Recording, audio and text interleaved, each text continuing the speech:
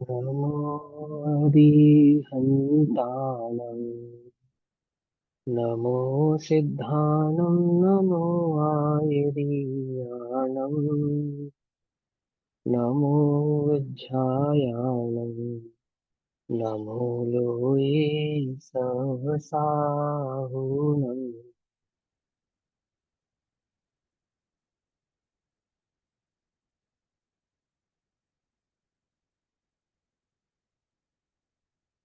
तज्जयति परं ज्योतिः समं समस्तैरनन्तपर्यायै दर्पणतलीय सकला प्रतिफलति पदार्थमालिका यत्र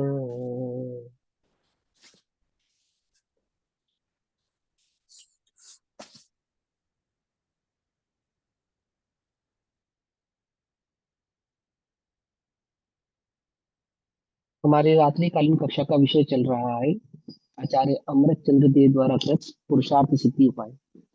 पुरुषार्थ सिद्धि उपाय की मुख्यता है श्रावक धर्म के संदर्भ में। परंतु श्रावक धर्म किसको कहना कि जिसका उद्देश्य मुनि धर्म का पालन करना हो, जिसका लक्ष्य जिसका उद्देश्य मुनि धर्म की ओर ले जाना हो। श्रावक धर्म का उपदेश श्रावक बनाए रखना नहीं है। श्रावक धर्म का उपदेश जीव को मुनि बनाना है, क्योंकि नग्गौ मोक्ष मग्गौ, क्योंकि नग्गौ मोक्ष मग्गौ अर्थात दिगंबरत अवस्था ही मोक्ष का मार्ग है, रत्नत्रय का मार्ग है। इसलिए इसी संदर्भ में श्रावक धर्म का व्याख्यान करते हुए गाथा कहें कलश कहे, गाथा कहे कलश कहें, श्लोक कहें या कारिका, एक अर्थवाची होती है। ठीक, तो कारिका नंबर 20 में, कारिका नंबर 21 में, 20 और 21 में सम्यक दर्शन का स्वरूप समझाया कि सम्यक दर्शन ही प्रथम मोक्ष का मार्ग है। त्रादव त्रादव अर्थात उन तीनों में, रत्नत्रय के मार्ग में सर्वप्रथम सम्यक दर्शन ही अंगीकार जीव को करना चाहिए, और उस सम्यक दर्शन से ही मोक्ष की शुरुआत होती है। अब कारिका नंबर 22 में वह मोक्ष मार्ग क्या है, ऐसे तत्वों के श्रद्धान का स्वरूप समझाते हैं, क्योंकि तत्वों के श्रद्धान से ही जीव को सम्यक दर्शन प्रकट होता है। तो वह सम्यक दर्शन का स्वरूप समझाते समय 22 नंबर के श्लोक में पेज नंबर 55 भाव में पुद्गल धर्म के पुद्गल द्रव्य के स्वरूप को समझा रहे हैं। उस पुद्गल द्रव्य के स्वरूप में ये समझाते हैं कि ये पुद्गल के 6 भेद हैं, अथवा पुद्गल द्रव्य के 6 भेद। वैसे तो असंख्यात लोक प्रमाण भेद है, इसके अलावा भी और भी भेद हैं। इन 6 भेदों से अलग भी बहुत भेद है पुद्गल द्रव्य के। जब आप धवलादी या कर्णाजों के अन्य ग्रंथों को पढ़ेंगे, तब वहां पे उनके पुद्गल की जो संरचना है, यानी कि 22 प्रकार के क्या होते हैं पुद्गल के विधि, याद है किसी को? वर्गणाएं, वर्गणाएं परगणाएं। 25 से विश्व 26 प्रकार की है ना। विश्व क्या नाम बताया था आपने, विश्व करके? विश्व शोक से तो मूल होता है, लेकिन टोटल 25 वर्गणाएं होती है ना, 25 या 26 वर्गणाएं पुद्गल की। पुद्गल वर्गणाएं एक आदि पुद्गल की होती हैं। उसके अलावा कार्बन वर्गणाओं के भेद होते हैं।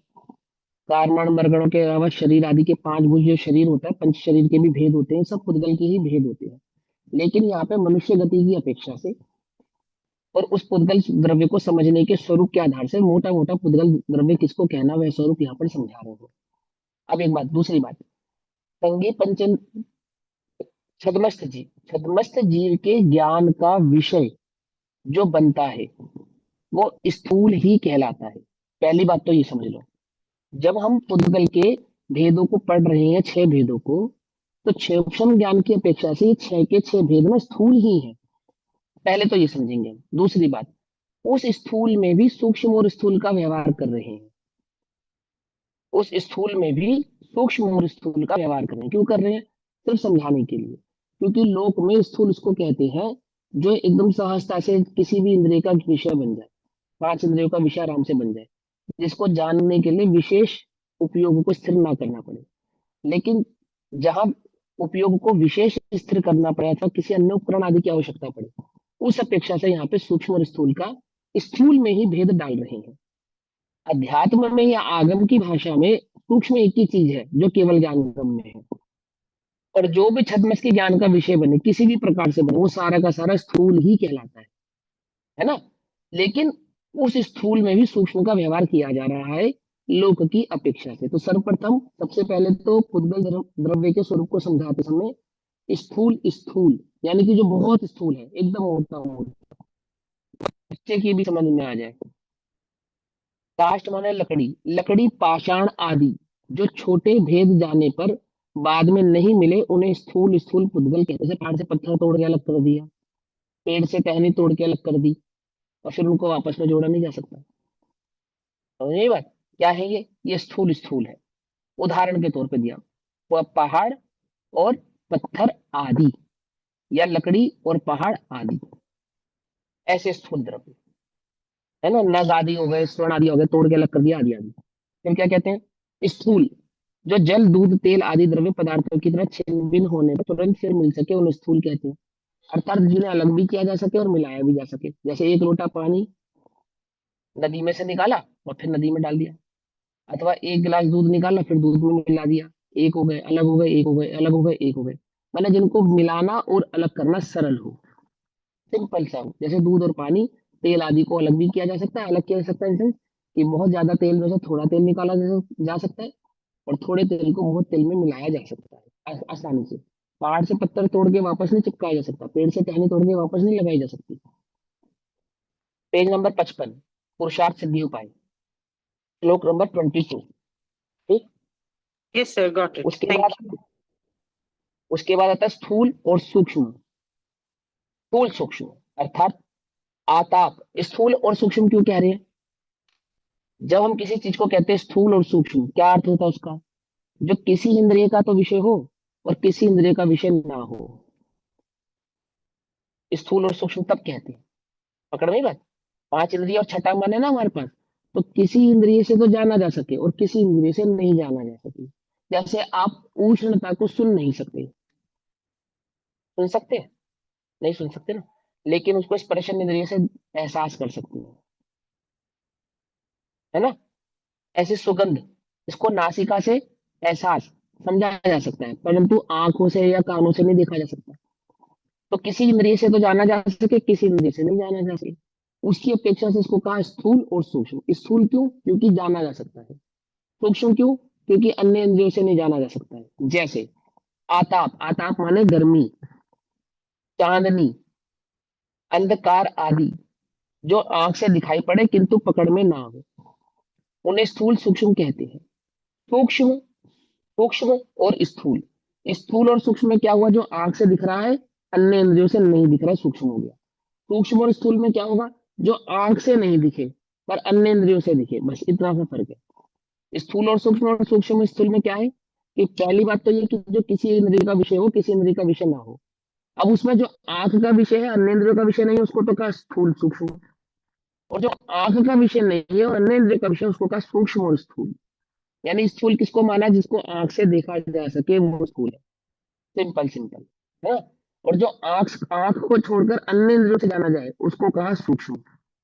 जैसे कि जो शब्द जो कि कानों से ही सुने जा सकते हैं बस, गंध आदि, अर्थात जो नासिका से ही देखी जा सकती है, आंख से दिखाई ना पड़े किंतु अन्य इंद्रियों से ज्ञान में आवे, उन्हें सूक्ष्म स्थूल कहते हैं। सूक्ष्म, जो कारमान स्कंद आदि बहुत परमाणु के सन हैं परंतु इंद्रियगम में नहीं है, उन्हें सूक्ष्म कहते हैं। जिन्हें आप अनुमान से ही समझ सकते हैं या आगम ज्ञान से ही समझ सकते हैं। और सूक्ष्म सूक्ष्म, अति सूक्ष्म स्कंद अथवा परमाणु को सूक्ष्म सूक्ष्म कहते हैं। इस प्रकार इस लोक में प्रचुर प्रसार इस पुद्गल द्रव्य का ही है। यानी कि इस पूरे लोक में सबसे ज्यादा जो प्रचुर प्रसार है, बहुत मात्रा में जो प्रसार है, वो किसका है? वो पुद्गल द्रव्य का। जब हम चर्चा शुरू कर रहे थे तो मैंने आपको बताया था ना कि आगम में सबसे अधिक चर्चा पुद्गल की है, फिर जीव की है, उसके बाद किसकी है? जीव के बाद काल की है, काल के बाद आकाश की है, और आकाश के बाद धर्म और अधर्म द्रव्य की है। समझ नहीं बता समझ ऐसे। फिर धर्म द्रव्य, धर्म द्रव्य की सिंपल सी परिभाषा, स्वयं गतिशील, जो स्वयं गमन करने की शक्ति रखते हो। हाँ हेमल जी, क्या प्रश्न है आपका? पूछिए, जय अनम्यूट तो जिनेन्द्र कीजिए। भैया। भैया, हाँ। इस पे आपने कहा कि स्थूल सूक्ष्म में वो सम इंद्रिय से का विषय है मगर सब इंद्रिय का विषय नहीं है। तो हम्म। उसमें और सूक्ष्म स्थूल में क्या फर्क है? बिकॉज सूक्ष्म स्थूल में आंखों से नहीं होता सुनो है, सुनो, मगर अगर बताता आप हूँ, सुनो। सोचे तो आताप और चांदी भी आंख से नहीं होती ना। आंख से तो दिखती है, बता तो मैं समझा दो। देखो 3 और 4 नंबर में क्या अंतर है। 3 और 4 में पहले से सिंपल सिंपल सा इतना समझ लो, स्थूल स्थूल किसको कहना, जो स्पष्ट ही नजर आ रहा हो, प्रत्यक्ष नजर आता हो। ठीक। उसके बाद स्थूल किसको मैंने, जिसको भेद कर वापस जोड़ा ना जा सके, जैसे पहाड़, जैसे पेड़ तोड़े वापस नहीं जोड़ सकते, पहाड़ तोड़े वापस नहीं जोड़ सकते। उसके बाद कहा स्थूल, स्थूल उसको कहा जिसको अलग करना भी आसान है और मिलाना भी आसान है, जैसे दूध, तेल, पानी, घी आदि तरल पदार्थ। फिर उसके बाद आया स्थूल सूक्ष्म और सूक्ष्म स्थूल। तो स्थूल सूक्ष्म और सूक्ष्म स्थूल को याद करने का सबसे बेस्ट तरीका, एक तरीका ये यहाँ है, जो किसी इंद्रिय का विषय हो और किसी इंद्रिय का विषय ना हो, उसको कहते हैं सूक्ष्म स्थूल, स्थूल सूक्ष्म। पकड़ में आ गई बात। अब किसको स्थूल सूक्ष्म कहना और किसको सूक्ष्म स्थूल कहना। तो जो आंख से दिखाई दे, सबसे प्रधान इंद्रिय है शरीर के अंदर आंख, ये प्रधान इंद्रिय है। व्यापक इंद्रिय तो है स्पर्शन, लेकिन प्रधान इंद्रिय है आंख। यानी आंख से देख लिया आपने, दिख रहा है, आंख से स्पष्ट नजर आ रहा है, समझ में आ रहा है आंख आंख से देखने पर, तो उसको तो कहा स्थूल। और जो आंख को छोड़कर बाकी अन्य इंद्रियों से जानने में आए, उसको कहा सूक्ष्म। तो जब हम स्थूल सूक्ष्म जान ली, आंख इंद्रिय की बात हो रही है। मेरी आवाज आ रही है सभी को, डिस्टर्ब तो नहीं हो रही? एक सेकंड, थोड़ा सा उपयोग लगाओगे बात तुरंत समझ में आ जाएगी। सूक्ष्म सूक्ष्म स्थूल की चर्चा करते समय ये बात याद रखो, किसी इंद्रिय से जाना जा रहा है, किसी इंद्रिय से नहीं जाना जा रहा है। पहली बात तो ये याद रखो। अब दूसरी बात क्या याद रखनी है, किसको स्थूल सूक्ष्म कहना है, किसको सूक्ष्म स्थूल कहना है। तो जब लिखा हो स्थूल सूक्ष्म, तो स्थूलता में प्रधानता होती है आँख, जो आँख से तो दिखे Sir, you are not नहीं दिखे। audible, sir. Yes, sir, आप वॉइस चली गई दूसरा। साउंड क्लियर Sir, नहीं है आपका आवाज नहीं आ रहा है.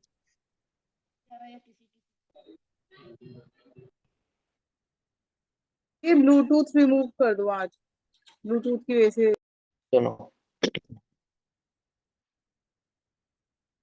हाँ, तो स्थूल सूक्ष्म और सूक्ष्म स्थूल। तो जब हम कहेंगे स्थूल सूक्ष्म, स्थूल सूक्ष्म में आंख की प्रधानता है, जो चीज आंख से तो दिख रही है और अन्य द्रव्यों से, अन्य इंद्रियों से नजर नहीं आ रही। तो यहाँ पे जो आताप है ना, आताप, वो प्रकाश के संदर्भ में, अग्नि के संदर्भ में है। जैसे आग, आग वो आंख से दिखाई देती है, प्रकाश वो आंख से दिखाई देता है। चांदनी, चांदनी भी प्रकाश का एक भेद है। जो चंद्रमा की चांदनी होती है ना रात में, जो चांदनी, वो भी किसका एक भेद है, आंख का ही, यानी आंख से देखने का ही एक भेद है। इसलिए उसको कहा स्थूल और सूक्ष्म। सूक्ष्म क्यों कहा, कि आप अन्य इंद्रिय से, मान के चलो आपकी आंख बंद है तो आप प्रकाश को नहीं देख पाएंगे, अथवा आप चांदनी को नहीं देख पाएंगे। ठीक है ना।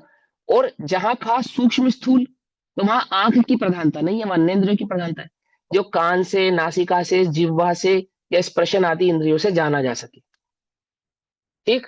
और फिर बाद में कहा सूक्ष्म, यानी कि जिसको आप आगम के आधार से अथवा अनुमान आदि से जान सकते, इसलिए उसको कहा सूक्ष्म।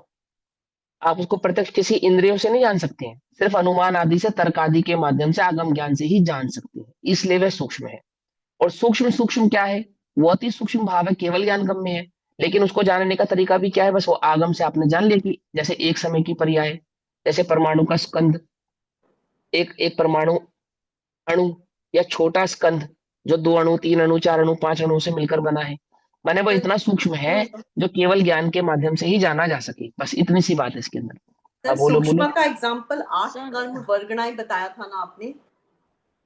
हाँ है ना, इसमें है ना, कर्माण वर्गणाएं स्कंद आदि बहुत परमाणु के स्कंद हैं, परंतु हाँ। इंद्रिय गम में नहीं है। यानी वो 5 इंद्रियों से नहीं जाने जा सकते। तो जो इंद्रियों से नहीं जाना जा सकता, वो कहाँ से जाना जा सकता है, वो केवल ज्ञान में जाना जा सकता है, सिंपल। अतीन्द्रिय ज्ञान में जाना जा सकता है। जो इंद्रिय ज्ञान से ना जाना जाए, वो अतीन्द्रिय ज्ञान में जाना जाएगा, है सर ना। और अतीन्द्रिय ज्ञान कौन सा है? हाँ हाँ, केवल ज्ञान का जो है वो अतीन्द्रिय ज्ञान है, जो इंद्रियों से नहीं जाना जाता। तो 8 कर्म वर्ग हाँ, वो अतीन्द्रिय ज्ञान है। हम्म, सूक्ष्म का एग्जाम्पल 8 हाँ, कर्म जो 8 वर्गणाएं। कर्म वर्गणाएं आगे। तो उससे सूक्ष्म सूक्ष्म और क्या होगा जो कि नहीं जाना जा हाँ, सकता। 8 कर्म वर्गणाएं। उसके अलावा वो सूक्ष्म में आ गया, लेकिन सूक्ष्म सूक्ष्म में क्या आएगा? हाँ 8, एक परमाणु जैसे जो 8 क्रम की वर्गणाएं होती है ना, वो भी स्कंद होती हैं, हम्म वो भी कई परमाणु का समूह होती हैं। हम्म और जो सूक्ष्म सूक्ष्म है वो सिंगल एक परमाणु की बात है, एक परमाणु या 2 4 5 10 परमाणु से मिलकर बना हुआ स्कंद, ऐसा स्कंद जो किसी वर्गणा का स्कंद नहीं है, मेरी बात समझ रहे हैं, परंतु हम्म वह अपने आप में एक सिंगल परमाणु रूप है, या किसी एक अन्य किसी ऐसी वर्गणा रूप है जो केवल ज्ञान संबंधी हो। जैसे 8 कर्म की वर्गणाएं हैं, तो हम 8 कर्म की वर्गणा को तर्क अनुमान से तो जान ही सकते हैं ना, उदय आदि के आधार से तो जान ही सकते हैं ना। हम्म लेकिन जिनको आप अनुमान और तर्क से भी ना जान पाए, मात्र आपको आगम का ही आधार लेना पड़े, जिसके अंदर ना तर्क लगे ना उसके अंदर आपका किसी प्रकार का अन्य कोई भाव लग पाए।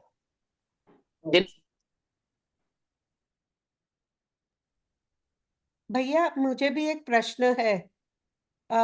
इधर ये जो अपना शरीर है वो भी स्थूल स्थूल होएगा? Sir is there? अनुमान से भी जान सको, जैसे 8 कर्म है, तो 8 कर्म का बंध और उसका उदय आप अनुमान से जान सकते हैं, नहीं जान सकते? फॉर एग्जाम्पल, जैसे ज्ञानावरणी कर्म, तो ज्ञानावरणी कर्म से हम 6 ऑप्शन को समझते हैं, तो हमें ये बात समझ में आती है ना, किसी को ज्ञान ज्यादा है, किसी को ज्ञान कम है, किसी को बात जल्दी समझ में आती है, किसी को बात कम जल्दी समझ में आती है। ये समझ में आ रहा है, नहीं आ रहा है? ऐसे दर्शनावरणी है, ऐसे मोहिनी है। हमें जगत में मोही जीव दिखाई देते हैं, नहीं दिखाई देते? बोलो। 8 कर्मों में हमें पुण्य पाप समझ में आते हैं या नहीं समझ में आते हैं? तो जो आगम से तो जाना ही जाना, साथ में तर्क से भी जान लिया, अनुमान से भी जान लिया, जिसमें आपने अपनी बुद्धि का तर्क और अनुमान भी लगाएंगे तो बात स्पष्ट समझ में आ जाएगी कि हाँ भाई ये बात तो सही है। 8 कर्म भी और 8 कर्मों का उदय भी हमें दिखाई देता है। ज्ञानावरणी, दर्शनावरणी, अंतराय समझ में आता नहीं आता है? बोलो। अंतराय समझ में आता है नहीं आता है? आता है ना। आयुष आदि का बंध समझ में आता नहीं आता? जन्म मरण दिखाई देते नहीं देते? सुंदर शरीर कम सुंदर शरीर, सुंदर स्वर कम सुंदर स्वर, ये लोक में समझ में आता नहीं आता है? तो जिसको आपने आगम से तो जाना ही जाना, लेकिन साथ में तर्क और अनुमान के आधार से भी जान लिए, ऐसे भाव को तो कहते हैं सूक्ष्म। पुद्गल के वो परमाणु, पुद्गल की वो पर्याय जिन्हें आपने आगम से जाना, साथ में तर्क और अनुमान के आधार से भी जान लिया। लेकिन सूक्ष्म सूक्ष्म कैसे हैं कि जिन्हें आप तर्क से भी नहीं जान पाएंगे, आगम में जैसा लिखा वैसा का वैसा आपको समझना पड़ेगा। समझ में आई बात? नहीं समझ में? इतना सूक्ष्म है वो। जैसे परमाणु, एक सिंगल परमाणु, जो सिंगल परमाणु का स्वरूप है उसको आप सिर्फ आगम में कहे गए आधार से ही जान सकते हैं, अनुमान और तर्क से नहीं जान सकते। स्कंद तो अनुमान और तर्क से समझ में आती है, लेकिन सूक्ष्म परमाणु जो सिंगल परमाणु है वो तर्क और अनुमान से भी समझ में नहीं आते, उन्हें तो बस आगम के आधार से ही समझना पड़ता है। उस पुद्गल परमाणु का जो स्कंद है, परमाणु है, उससे बनने वाले छोटे छोटे स्कंद, विश्व शोभचय आदि बहुत सारी ऐसी वर्गणाएं हैं जिनको आपको सिर्फ अनुमान से नहीं जान सकते, जिन्हें आप सिर्फ आगम के आधार से ही स्वीकार करते हैं। तो जो बात आपने आगम के आधार से स्वीकार की है पुद्गल के संदर्भ में, और जिनमें तर्क और अनुमान भी लग नहीं रहा है, उन्हें सूक्ष्म समझना चाहिए। बस देखो क्या लिखा है, पढ़ के समझ लेते हैं, बहुत सिंपल है। 5वें नंबर का पॉइंट देखो, सभी ध्यान से पढ़ेंगे। जो कारमान स्कंद आदि बहुत परमाणुओं के स्कंद हैं, बहुत परमाणु के, अर्थात जिन स्कंदों को बनने में बहुत परमाणु लगे हो, एक बात। दूसरी बात, परंतु इंद्रिय गम्य नहीं है, माने सहज इंद्रियों से जान पाए। जैसे ऊपर के 4 पॉइंट आपने इंद्रियों से जाने ना, ऊपर के 4 भाव आपने इंद्रियों से जान लिए, ऐसे इंद्रियों से नहीं आप जान पा रहे, ठीक है ना, उन्हें सूक्ष्म कहते हैं। और 6ठे नंबर के पॉइंट में सूक्ष्म सूक्ष्म क्या है कि अति सूक्ष्म स्कंद अथवा परमाणु को यानी कि जो एक सिंगल परमाणु है, या फिर जो ऐसा स्कंद है जो बहुत परमाणु से मिलकर नहीं बना है, इतना छोटा है, एक बात। और दूसरा, सूक्ष्म सूक्ष्म कहते हैं इस प्रकार इस श्लोक में प्रचुर प्रसार इस पुद्गल द्रव्य का ही है। अब हम जब पुद्गल के विषय में डिटेल में पढ़ेंगे तो वो बात हमें अच्छे से वहां पर समझ में आ जाएगी। अभी यहाँ पे हमें मोटी मोटी बात समझ लेनी चाहिए। आगे, धर्म द्रव्य भैया स्वयं मेरा गतिशील, क्वेश्चन था जो सुनाई नहीं दिया बोलो आपका बोलो। सर, कि शरीर को हाँ हाँ बोलो। स्थूल, शरीर इज एग्जाम्पल ऑफ स्थूल स्थूल। हाँ बिल्कुल, शरीर एग्जाम्पल स्थूल स्थूल का ही है, बिल्कुल ओके। एग्जाम्पल स्थूल स्थूल का है, ठीक है और ना। भैया, हाथ अलग हाँ, कर दिया, आराम से नहीं जोड़ सकते आप उसको, नहीं जोड़ सकते। है ना। अब वो ठीक है उपकरण आदि के माध्यम से विशेषता से, लेकिन जैसे दूध और पानी को अलग करके जोड़ा जा सकता है, ऐसे शरीर आदि को छेदन भेदन करके नहीं जोड़ा जा सकता। ऐसा। ठीक है ना, भैया यूं तो पत्थर से पत्थर भी जोड़ा जाता है, लेकिन पहाड़ आदि से अलग करने पर नहीं जोड़ा भी जाता। एक विशेष आधार से जोड़ा जाए तो जोड़ा जाए, पर वैसे सहजता से नहीं जोड़ सकते आप अलग करने के बाद, उसकी अपेक्षा से ये बात करें। हाँ बोलो, आगे बोलो। भैया ये हम पुद्गल द्रव्य के भेद जान रहे हैं, तो ये जानने हम्म। से हमको अभी भेद ज्ञान के लिए जान रहे हैं कि हम ये नहीं है, इसके लिए। हम हम पुद्गल का स्वरूप समझ रहे हैं कि पुद्गल किसको कहना, आगम में पुद्गल किसको कहना, इसका स्वरूप समझ रहे हैं। हाँ, ये भेद ज्ञान में काम आएगा, बिल्कुल काम आएगा। जब पुद्गल के स्वरूप की चर्चा होगी, पुद्गल के संदर्भ में चर्चा होगी, तो ये बात समझ में आएगी। जब तुम्हें पुद्गल का स्थूल स्वभाव ही समझ में नहीं आएगा, तो पुद्गल का सूक्ष्म स्वभाव कैसे समझ में आएगा? किसी को मोटी बात तो समझ में नहीं आ रही, छोटी बात समझ में आ गई। बोले ऐसे कैसे? किसी की भी भाव को गहराई से समझने के लिए उसके अंतरंग और बहिरंग दोनों भावों को समझा जाता है। तो यहाँ पे एक मोटी मोटी भूमिका में पुद्गल के स्वरूप को समझा रहे हैं कि जगत में किस किस को पुद्गल कहा जाता है। वो सारे भाव पुद्गल के हैं। हालांकि पुद्गल राग द्वेष के परिणाम भी पुद्गल के बताए जाएंगे, है ना। वहां पे द्रव्य कर्म आदि को भी पुद्गल का कहा जाएगा। यहाँ पे कहा है ना, जब द्रव्य कर्म आदि की चर्चा करेंगे तो 5वें नंबर का जो सूक्ष्म है उसकी चर्चा करेंगे, जब द्रव्य कर्म की चर्चा करेंगे। और जब पुद्गल परमाणुओं की चर्चा करेंगे तो 6ठे नंबर का जो सूक्ष्म सूक्ष्म है उसकी चर्चा करेंगे। समझे? वहां पे पुद्गल के परमाणु कैसे होते हैं, है ना, पुद्गल वर्गणाएं कैसी होती हैं, उन वर्गणाओं का स्वरूप कैसा होता है। ऐसा क्यों है भैया, ऐसा क्यों समझा रहे हैं कि भैया जब आगम पढ़ते हैं तो नाना प्रकार के जीव हैं, और नाना प्रकार के जीवों के नाना प्रकार के प्रश्न होते हैं। और जीव की ये सहज ही ऐसी योग्यता है, मनुष्य की खास करके, कि यदि उसको उसके प्रश्न का उत्तर ना मिले तो वो आगे नहीं बढ़ पाता, आगे नहीं बढ़ पाता। तो किसी जीव को पुद्गल संबंधी, लोक संबंधी, लोक में होने वाले कार्य के संबंधी कितने प्रश्न है। व्यक्ति जब धर्म में आता है, किसी भी धर्म का व्यक्ति हो, और लगभग लगभग मैंने जितने भी धर्मों के बारे में पढ़ा सुना, चर्चाएं सुनी, उनकी गोष्ठियां सुनी, सब जगह एक कॉमन प्रश्न है, सब जगह। मालूम क्या? कि जब आत्मा को मुक्ति हो जाती है और संसार से एक आत्मा निकलकर मुक्त हो जाती है, तो एक दिन ये संसार खाली हो जाएगा। ये प्रश्न सिर्फ जैनियों का नहीं है, ये विश्व में सभी धर्मों का ये प्रश्न है, सभी धर्मों का। और आप मुझसे पूछो प्रमाण, मैं आपको हजारों लाखों प्रमाण दूंगा, सब जगह ये प्रश्न पूछा जाता है। इतनी गोष्ठियां होती है, शैलियां होती हैं, है ना, चाहे किसी भी धर्म के लोग हो, सब जगह ये प्रश्न पूछते हैं कि आप निर्वाण की, मोक्ष की, धाम की बात करते हैं, और सभी जीव ऐसे करके एक एक करके अगर भगवान के पास चले जाएं तो एक दिन ये संसार खाली हो जाएगा या नहीं हो जाएगा? इस तरह के प्रश्न है। अथवा स्वर्ग और नरक संबंधी प्रश्न है, अथवा जीव को ये सुख दुख क्यों होता है, ये शरीर कैसे प्राप्त होता है, ये जन्म मरण क्या होता है, ये प्रश्न है ना, कॉमन प्रश्न। तो पुद्गल के स्वरूप को समझाकर उस प्रकार के प्रश्नों का समाधान किया जाता है। आई बात समझ में? अगर आप पुद्गल के स्वरूप को नहीं समझेंगे तो ये सारे समाधान आपको प्राप्त ही नहीं होंगे, इसलिए सर, पुद्गल के स्वरूप। एक चर्चा हाँ और बोलो। होती है सर कि हाँ जैसे बोलो। वैसे तो कहने को पाप बढ़ रहे हैं तो पॉपुलेशन बढ़ रही है, तो हम्म। ये जो जीव है जो इतना ज्यादा बढ़ रहा है वो कैसे हो रहा है?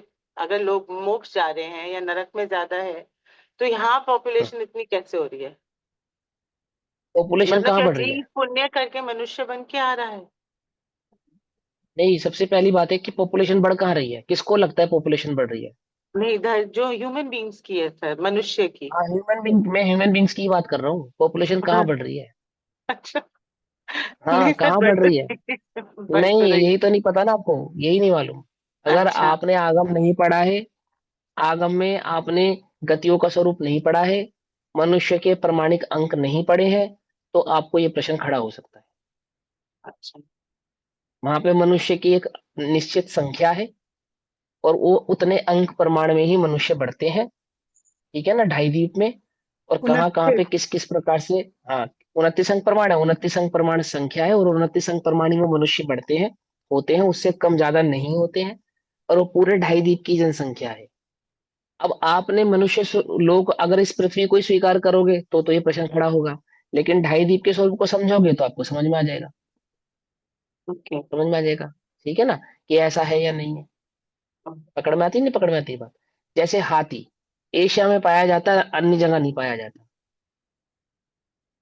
तो अन्य जगहों के, अन्य जगह नहीं है लेकिन एशिया में है, तो उसकी जनसंख्या एशिया में ही बढ़ेगी ना, अन्य जगह तो नहीं बढ़ेगी ना। कोई और अन्य पशु पक्षी है वो अन्य जगह बढ़ेगा, एशिया में नहीं होगा, उसकी प्रजाति वहीं पाई जाएगी। ऐसे 2.5 द्वीप में मनुष्य की प्रजाति कहाँ कहाँ पाई जाती है, मनुष्य जीव कहाँ कहाँ पाया जाता है, और उसके हिसाब से उसकी जनसंख्या कम ज्यादा हो सकती है, उसमें कोई आपत्ति नहीं। और उसमें भी उस 29 अंक प्रमाण में भी स्त्री की, पुरुष की और नपुंसक की जनसंख्या भी, समझे नहीं समझे क्या है, निश्चित है। शिक्षित। नपुंसक भी निश्चित है, हाँ नपुंसक भी निश्चित है, कितना नपुंसक होता है, कितने अंक प्रमाण जीव मनुष्य में नपुंसक होते हैं। तो वो सब बातें हैं, वो डिटेल अलग है, वो डिटेल अलग चर्चा में की जाएगी, वहां पे वो बात समझी जाएगी आगे। भैया धर्म द्रव्य और का एक स्वरूप। क्वेश्चन, आपने कहा कि हाँ हाँ मोह बोलो। राग द्वेष भी पर पुद्गल है, तो वो कौन से हम्म। कैटेगरी में आएंगे, सूक्ष्म में द्रव्य आएंगे? द्रव्य क्रम, द्रव्य क्रम, द्रव्य क्रम ना 5वें नंबर में, जो कारवाण स्कंद आदि बहुत परमाणु के स्कंद हैं। तो कारवाण का भेद है ना वो, ज्ञानावरणी कर्म का उदय, दर्शनावरणी कर्म का उदय, ये कारवाण वर्गणाओं के उदय है। जैसे मेरे पाप कर्म का उदय, मेरे पुण्य कर्म का उदय, है ना, अथवा मेरे क्षयोक्षम ज्ञान का उदय, ऐसे उदय की बात कर रहे हैं ना। तो वहां जो उदय की बात कर रहे हैं, दिस दैट मीन्स हम छठे नंबर के पुद्गल के भाव की बात कर रहे हैं। सिंपल सी बात है छठे ना। या अब पांचवे? आज सॉरी 5वें नंबर की बात करते हैं, ठीक है, 5वें नंबर की। चलो अब धर्म द्रव्य। स्वयं गतिशील कौन कौन है, जीव और पुद्गल स्वयं गतिशील द्रव्य है, अर्थात उनमें गमन आगमन करने की सामर्थ्य है। किन किन में, पुद्गल में और जीव में। जीव और पुद्गलों को गति करने में सहकारी गुण संयुक्त लोक प्रमाण एक द्रव्य है। लोक प्रमाण है अर्थात लोक में ही पाया जाता है, संपूर्ण लोक में व्याप्त है, एक द्रव्य है।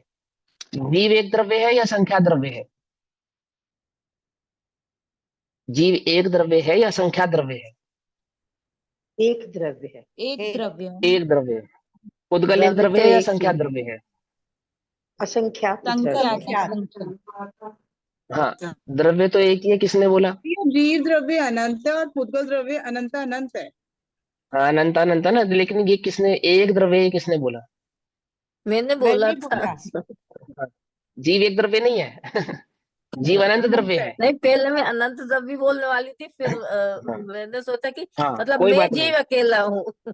हाँ हाँ नहीं वो तो है, सुनो अब ध्यान से सुनो।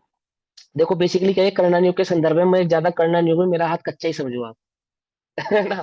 फिर भी मैं इतना जरूर समझा दूंगा आपको कि जो बात मूल है वो बात आपकी समझ में आ जाए। देखो एक जीव द्रव्य नहीं है, असंख्या अनंत जीव द्रव्य है। जब अनंत जीव द्रव्य है और पुद्गल अनंत अनंत द्रव्य है, तो वहां पे ये जो बात चला बताई जाती है कि एक पुद्गल लोक प्रमाण एक द्रव्य है। जिस द्रव्य के संदर्भ में एक द्रव्य की बात की जाती है, तो वह क्वांटिटी की बात की जाती है। जैसे धर्म द्रव्य, अधर्म द्रव्य और आकाश द्रव्य, ये कैसे हैं, ये एक द्रव्य है, एक द्रव्य। एक एक क्वेश्चन और हाँ पूछना था मुझे। अभी आपने हाँ ये हाँ बोला बोलो। था कि जीव और पुद्गल में गमन करने की शक्ति है, हाँ गमन करने की शक्ति है बिल्कुल। तो आगे पुद्गल में कैसे है? जीव में तो है, पुद्गल में कैसे है? पुद्गल का जब स्वरूप पढ़ोगे तब आपको समझ में आएगी, पुद्गल परमाणु गमन करते हैं। ये है ना, देह से परमाणु निकलते बिखरते बिछड़ते हैं। पुद्गल में गमन करने की शक्ति है। शरीर चलता है या नहीं चलता है बोलो, या आत्मा निकल के चली जाती है बस।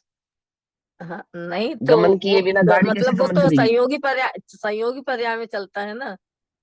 हाँ लेकिन पुद्गल गमन करता है ना, पुद्गल गमन करता है ना, और गाड़ी चलती है, ट्रेन चलता है, हवाई जहाज चलते हैं, सब क्या है, पुद्गल नहीं है क्या ये सब। पुद्गल में अगर स्थूल गमन पुद्गल है करने की ना। शक्ति नहीं होती तो स्कंद कैसे बनते? स्कंद उसी से बनते हैं। सुनो हाँ तो सही, ठीक, वो तो नहीं ठीक है, पहले इनको मैं मुझे ये लगा मोटा मोटा समझने ये दो। संयोगी पर्याय के हिसाब से। हाँ वो हवा चलती है, पहाड़ बढ़ता है, पानी चलता है। पानी ना पहाड़ से गिरता है और समुद्र में जाके मिलता है। हाँ, कैसे, हवा चलती नहीं चलती है। तो ये तो जीव है ना सब। जीव है लेकिन पुद्गल का परमाणु है ना जो साथ में, वो भी तो गमन कर रहा है ना। हाँ, पुद्गल जो शरीर है उनका, जैसे मेरा ये शरीर है, मैं जीव हूं और एक शरीर है, तो शरीर गमन कर रहा है या नहीं कर रहा है, कर रहा है। चलो एक बात, मुर्दा है, मुर्दा, मुर्दा, उसमें से जीव निकल गया, अब उसको उठा के यहां से वहां ले जा पाएंगे नहीं ले जा पाएंगे। पत्थर को उठा के यहां से वहां ले जा पाएंगे नहीं ले जा पाएंगे।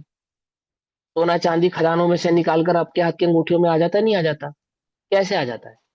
एक जगह से गमन करके दूसरी जगह है ना, भाई वो स्वयं गमन हाँ करे या किसी के निमित्त से करे, पर हुआ ना उसमें हाँ शक्ति है ना यहाँ से वहां हाँ, आने की। निमित्त से करता। हाँ ठीक है, अब मेरे को समझ में आ लेकिन हाँ, लेकिन धर्म अधर्म द्रव्य में ऐसा नहीं है कि रहा। यहाँ हाँ का धर्म द्रव्य उठाया और यहाँ धर्म द्रव्य लिया, ऐसा नहीं। वो हाँ, एक ही वो द्रव्य नहीं। है, व्यापक है। ठीक है ना। आकाश है, जैसे आकाश के प्रदेशों को आप बदल नहीं सकते कि आकाश के एक प्रदेश को यहाँ से उठा के यहाँ कर दें आप, ऐसा नहीं कर सकते आप। कालाणु है, कालाणुओं को एक कालाणु को उठाकर दूसरे कालाणु में रख दे, ऐसा नहीं कर सकते आप, क्योंकि वे गमन नहीं करते, इसलिए नहीं कर सकते आप। कालाणु गमन नहीं करते, आकाश गमन नहीं करता, धर्म अधर्म द्रव्य गमन नहीं करते, लेकिन जीव और पुद्गल में गमनागमन करने की शक्ति है। कोई हाँ जीव ठीक पुद्गल है। को उठा के यहाँ से रख सकता है। अगर किसी जीव की हाँ वजह से पुद्गल यहाँ से यहाँ आया, तो जीव धर्म हाँ अधर्म को भी, आकाश को भी यहाँ से यहाँ कर सकता है। बोलो। हाँ, जीव नहीं पुद्गल कर को यहाँ से सकता। उठा के यहाँ रख सकता है, तो हाँ जीव तो वो धर्म नहीं अधर्म और कर आकाश को सकते। भी, काल को भी तो उठा के यहाँ से यहाँ कर सकता है ना। नहीं, उनमें क्यों शक्ति नहीं कर नहीं है तो सकता। नहीं कर सकता। हाँ हाँ उनमें हाँ, शक्ति बस नहीं आप, चलो अब ठीक समझ है, में आ गई थैंक बात, अब यू। म्यूट करो। हाँ हाँ हाँ, म्यूट थैंक करो। यू। हाँ, कोई बात नहीं, देखो समझो ध्यान से, थैंक यू की कोई बात ही नहीं है। आचार्य बता रहे हैं, मैं थोड़ी बता रहा हूँ, उनको करो धन्यवाद। स्वयं गतिशील जीव और पुद्गलों को गति करने में सहकारी गुण संयुक्त लोक प्रमाण एक द्रव्य है। धर्म द्रव्य एक द्रव्य है, इसी प्रकार से अधर्म द्रव्य है।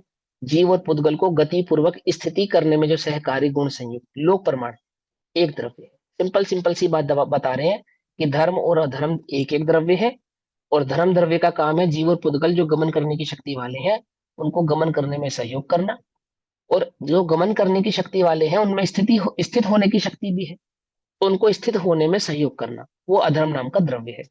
आकाश द्रव्य सर्व द्रव्यों को अवगाहन, अवगाहन माने जगह, हेतुत्व लक्षण, ऐसा जिसका लक्षण है जो सभी द्रव्यों को जगह दे। आकाश का एक प्रदेश अन्य द्रव्यों को तो जगह देता ही है, और वह स्वयं जगह, आकाश का एक प्रदेश स्वयं भी आकाश में स्पेस लिया ना, आकाश ने भी स्वयं स्पेस होने पर भी स्पेस को स्पेस, वो भी आकाश की अपनी क्वालिटी है। तो 6 द्रव्यों को दे रहा है या 5 द्रव्यों को दे रहा है, एक अपेक्षा से समझ लेना। सर्व द्रव्यों को इसलिए लिखा सर्व द्रव्यों को, सर्व द्रव्यों में कौन आ गया, आकाश स्वयं भी आ गया। को अवगाहन हेतु तो लक्षण संयुक्त लोकालोक प्रमाण एक द्रव्य है, वो लोकालोक प्रमाण एक द्रव्य है। अन्य द्रव्य तो लोक प्रमाण है, धर्म अधर्म और काल, ये तो लोक प्रमाण एक द्रव्य है, लेकिन आकाश लोकालोक प्रमाण एक द्रव्य है। अंतर समझ में आ रहा है या नहीं आ रहा है, पकड़ में ही बात। ये तो लोक के भीतर भीतर है, कौन कौन से, आकाश धर्म और अधर्म, लेकिन आकाश, सॉरी, धर्म अधर्म और काल, काल तो असंख्या द्रव्यों में आएगा क्योंकि वो कालाणु की अपेक्षा से आएगा, लेकिन धर्म और अधर्म की अपेक्षा से हम समझे तो जो धर्म और अधर्म है ये दोनों एक एक द्रव्य होते हुए भी लोक प्रमाण है। लेकिन जो आकाश द्रव्य है वो भी एक द्रव्य है, पर वो लोक प्रमाण मात्र नहीं है, वो लोकालोक प्रमाण है। ऐसा जिसमें समस्त द्रव्य भैया पाए जाएं उसे लोक, और जहां, अब इधर बोलो। प्रमाण का मतलब क्या है? प्रमाण माने नाप, मेजर। नाप नाप, मेजर, ठीक, उसे लोक, और जहां केवल एक आकाश ही है उसे आलोक कहते हैं। लोक किसको कहते हैं, जहां अन्य द्रव्य पाए जाए, सभी द्रव्य पाए जाए। आलोक किसको कहते हैं, जहां पे एकमात्र आकाश ही द्रव्य पाया जाए, अन्य द्रव्य नहीं पाया जाए, अर्थात जहां पे लोक नहीं पाया जाए उसे आलोक कहते हैं। पकड़ में ही बात, पकड़ में ही। जहां लोक नहीं है वो आलोक है, आ माने नहीं, और जहां लोक है तो उसको कहते हैं लोक। लोक का मतलब क्या होता है, लोक का मतलब होता है लोकेशणा, अर्थात जिसको देखा जा सके, लोकेशन, समझे नहीं समझे, लोकेशना अर्थात जो देखा जा सके। दोनों की सत्ता भिन्न नहीं है, किनकी सत्ता भिन्न नहीं है, दोनों की, लोक आकाश के आलोक आकाश, इन दोनों की सत्ता भिन्न नहीं है, ऐसा समझा रहे हैं कि लोक आकाश की सत्ता अलग है और आलोक आकाश की सत्ता अलग है। अतः एक ही द्रव्य है, लोक आलोक जो आकाश है वो एक द्रव्य मात्र है, ऐसा समझाते हैं। फिर काल द्रव्य सर्व द्रव्यों को भैया वर्तना हेतुत्व, हाँ बोलो। भैया लोग को बोल रहे हैं कि देखा जा सके, तो हम लोग हाँ इसको धर्म और अधर्म को तो देख नहीं सकते हैं। हाँ, कोई बात नहीं, वो अपेक्षा से समझा है। लोकेशन नाम जो पड़ा है, लोक जो नाम पड़ा है, मैं उसका अर्थ बता रहा हूँ। आप नहीं देख सकते तो केवली तो देख सकते हैं ना, है ना। और वहां पे केवली तो बेसिकली आकाश को लोक भी को, देख सकते हैं। हाँ, आकाश को भी देख सकते हैं। बेसिकली जो लोक है उसकी जो संज्ञा है वो पुद्गल की अपेक्षा से पड़ती है, माने जो दिखाई देता है, जहां पे ऐसे द्रव्य रहते हो जो दिखाई देते हो। आलोक आकाश में ऐसा कोई द्रव्य नहीं है जो दिखाई दे, सामान्यतः किसी को भी दिखाई दे, लेकिन लोक आकाश में ही रहने वाले ऐसे द्रव्य हैं जो दिखाई देते हैं। चलते फिरते हिलते डुलते आदि आदि, ये क्रिया प्रक्रिया परिणमन आदि आदि, ये सब हो रहा नहीं हो रहा लोक के अंदर। तो इस अपेक्षा से उसको लोक नाम मिला है। नाम क्यों मिला है मैं वो अपेक्षा समझा रहा हूँ। लोकेशना अर्थात जिसको देखा जा सके, चिन्हित किया जा सके, पहचाना जा सके, ऐसा ये लोक है। और अन्य जगत में लोक नहीं है, लोक के बाहर लोक नहीं है, तो उसको आलोक कह दिया। ठीक है ना। ये तो विवक्षा है, सिर्फ और सिर्फ समझने की अपेक्षा की। ठीक। हाँ काल जी। द्रव्य, सर्व द्रव्यों को वर्तना हेतुत्व, वर्तना यानी कि परिणमन हेतुत्व, परिणमन हेतुत्व लक्षण संयुक्त लोक के एक एक प्रदेश पर स्थित एक एक प्रदेश मात्र असंख्यात द्रव्य है। अर्थात जितने लोक के प्रदेश है उतने ही काल के प्रदेश है। एक द्रव्य और भी है जिसके प्रदेश लोक और काल के समान है, कौन है वो? अरे जल्दी बोलो ना। जीव, द्रव्य। जीव, जीव द्रव्य, पहला जीव द्रव्य। हाँ, असंख्यात लोक ठीक है। प्रदेश। हाँ, जीव के प्रदेश भी कैसे है? वो लोक प्रमाण है। धर्म और अधर्म द्रव्य के जो प्रदेश है वो कैसे है? वो भी लोक प्रमाण है। और पुद्गल अ, काल द्रव्य के प्रदेश कैसे है? कि वे भी लोक आकाश प्रमाण है। आकाश जितना लोक का आकाश है ना उतने प्रमाण है। लेकिन सब में क्या क्या अंतर है? कि जीव असंख्यात प्रदेशी है। ठीक। और वो फैलता और सिकुड़ता है, अपने प्रदेशों को फैला भी सकता है और अपने प्रदेशों को समेट भी सकता है। लेकिन आकाश, धर्म, अधर्म, ये अपने प्रदेशों को क्या नहीं करते? फैलाते नहीं है और समेटते नहीं है। एक बात। अब आ जाओ काल के पास। काल कितने प्रदेशी है? एक प्रदेश। हाँ, उसके पास प्रदेश असंख्यात। नहीं है इसलिए वो फैलता भी नहीं। इ- हाँ, आकाश का प्रदेश एक है, एक प्रदेशी है। काल द्रव्य आकाश एक काल प्रदेशी है। द्रव्य, काल द्रव्य असंख्यात। हाँ, काल द्रव्य एक प्रदेशी है प्रदेश की अपेक्षा से। और द्रव्य कितने हैं? कि जितने लोक के प्रदेश हैं प्रत्येक प्रदेश पर एक एक कालाणु विद्यमान है। कालाणु ऐसा क्यों कहते हैं उसको? इसलिए कहते हैं, सबसे पहला कारण उसको अणु कहने का, सबसे पहला कारण तो यह है कि वो एक ही प्रदेशी है। समझ में बात नहीं समझ में? उसके और दो दो चार पांच 10 प्रदेश नहीं है। एक प्रदेशी अनंत गुणात्मक। कैसा? एक प्रदेशी अनंत गुणात्मक, अनंत गुण है उसमें भी, लेकिन प्रदेश एक है। आई बात समझ में नहीं समझ में? और वो क्या नहीं करता? फैलता भी सिकुड़ता नहीं है। यानी लोक के एक प्रदेश पर जो एक कालाणु है वो दूसरे कालाणु से क्या नहीं होता? बाधित नहीं करता उसको। दो तरह के टाइम पीरियड को चेंज नहीं करेगा। वो एक टाइम पीरियड जो एक प्रदेश पे गमन कर रहा है उसकी अपेक्षा से यहाँ पे गमनागमन भाव चलेगा। जब हम काल के विषय में पढ़ेंगे ना डिटेल में, तब मैं डिटेल में समझाऊंगा। अभी मेरा डिटेल में समझाना नहीं चाहता क्योंकि आगे का चैप्टर बहुत लंबा चौड़ा है, वो पढ़ना है हमें। अब चलते हैं आगे। असंख्यात द्रव्य है, उनके परिणाम के निमित्त से, उस कालाणु के परिणाम के निमित्त से जो असंख्यात आकाश के प्रदेशों पर एक एक कालाणु विद्यमान है ना, उसके निमित्त से समय, आवली आदि व्यवहार काल है। व्यवहार काल अर्थात समय, आवली, फिर आवलियों के बाद सेकंड, सेकंड के बाद मिनट, घंटा आदि, दिन रात आदि आप काउंट कर रहे हैं ना, ये उसी ही समय का व्यवहार पक्ष है, ऐसा समझा रहे हैं। इस प्रकार जीव द्रव्य सहित 6 द्रव्य जानना काल के बहु प्रदेश नहीं है, अतः काल के बिना शेष 5 द्रव्यों को पंचास्तिकाय कहते हैं। पंचास्तिकाय कहने का पीछे क्या तात्पर्य? क्योंकि उन सबके पास प्रदेश है और काल के पास प्रदेश नहीं है। प्रदेश नहीं होने के कारण काल को काय ऐसा कहते नहीं है। काय माने, काय का अर्थात होता है प्रदेश, जिसके पास एक से अधिक प्रदेश हो तो उसको काया कहते हैं। आगे इसमें जीव तत्व और पुद्गल अजीव तत्व के परस्पर संबंध से अन्य 5 तत्व होते हैं। 7 तत्वों का स्वरूप समझ रहे हैं? 7 तत्वों के स्वरूप में जीव और पुद्गल के संयोग से 5 तत्व खड़े होते हैं। अन्य 5 तत्व कौन कौन से? पहला है आश्रव तत्व, जीव के रागादि परिणामों से योग द्वारा आने वाले पुद्गल के आगमन को आश्रय तत्व कहते हैं। अब देखो, जीव के रागादि परिणामों से, ये हमने पिछली कक्षाओं में और पिछले श्लोकों में अच्छे से समझा था कि जीव का जो भाव कर्म है उसका कर्ता जीव स्वयं है, जिसके निमित्त से द्रव्य कर्मों का आश्रय जीव को होता है ना। ऐसा समझाते हैं ना, दोनों के बीच में निमित्त नैमित्तिक संबंध। तो यहाँ क्या समझाते हैं कि जो जीव रागादि परिणाम करता है, उन रागादि परिणामों के कारण जो जीव को पुद्गल आदि आश्रय होते हैं, कर्मों का आश्रय होता है, 8 कर्मों का आश्रय होता है, उस आश्रय को यहाँ पर आश्रय कहते हैं। अब 2 प्रकार का आश्रय है जो यहाँ पे नहीं लिखा, मैं समझा देता हूँ। एक द्रव्य आश्रय, एक भाव आश्रय। जीव का जो रागादि परिणाम का विकार है उसको भाव आश्रय कहते हैं। उस भाव आश्रय के कारण होने वाले जो पुद्गल परमाणु का जीव के साथ मिलना या जुड़ना है, तो उसको द्रव्य आश्रय कहते हैं। इसी प्रकार से भाव निर्जरा और द्रव्य निर्जरा होगी। दूसरा है बंध तत्व। जीव की अशुद्धता के निमित्त से, जीव की अशुद्धता के निमित्त से मतलब जो के रागद्वेष जीव अशुद्ध होता है या नहीं होता? विभाव हाँ, भाव जो जीव का, रागादि भाव हाँ विकार। हाँ, जीव का अशुद्धता यानी कि जीव का जो रागादि परिणाम है, बस इतनी सी बात समझो। जीव की अशुद्धता किसको कहना? जीव के रागादि परिणामों को जीव की अशुद्धता कहना। मिथ्यात्व भी जीव की अशुद्धता है और रागादि परिणाम भी जीव की अशुद्धता है।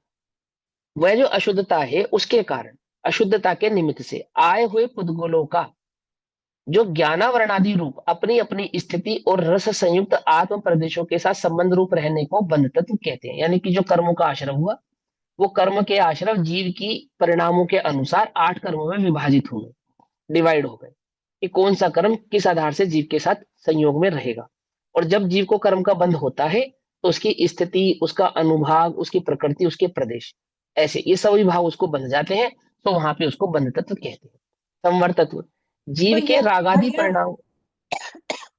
भैया रस संयुक्त क्या है? रस संयुक्त अनुभाग, रस, रस माने अनुभाग, फल देने की शक्ति। जो कर्म का बंध होगा उसका फल मिलेगा या नहीं मिलेगा उदय आने पर, है ना। जैसे अभी ये बुढ़ापा है, ये क्या है? ये ये शरीर नाम कर्म प्रकृति का फल है। शरीर मिला नाम कर्म प्रकृति से, और इस शरीर में जो सुख दुख की अनुभूतियां हो रही हैं, अच्छे बुरे की जो अनुभूतियां हो रही हैं, ये सारा रस है। सुख होना, दर्द होना, शांति मिलना, बालों का काले से सफेद हो जाना, झुर्रियां पड़ जाना, शरीर का बढ़ना, उम्र बढ़ना, ये सब रस है। इसको रस कहते हैं।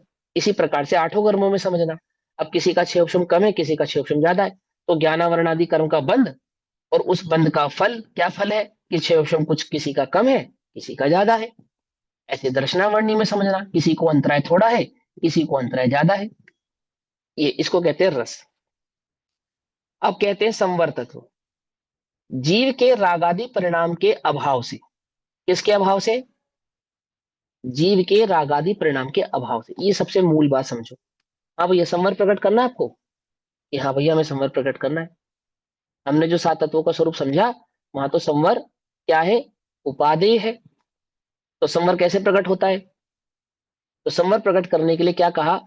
जीव के रागादि परिणाम के अभाव से जिन्हें संवर करना हो, वो क्या करे? रागादि परिणाम ना करें। ठीक है ना।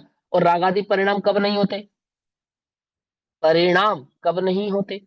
जीव का परिणाम राग और द्वेष रूप परिणमित कब नहीं होता? शुद्ध उपयोग। शुद्ध शुद्ध उपयोग कब नहीं होता? समझ में बातें, समझ में? उपयोग, उपयोग, उपयोग किसे कहते हैं? उपयोग। अभी तुम्हारा उपयोग कहाँ लगा हुआ है? अभी वर्तमान में क्लास में। तुम्हारा उपयोग कहाँ लगा हुआ है? क्लास में लगा है ना। क्लास कहाँ लगना चाहिए? अभी तो क्लास में ही लगना चाहिए। ध्रुव में। समझे नहीं समझे? आत्मा क्या में लगना चाहिए। क्लास की आत्मा में लगना चाहिए।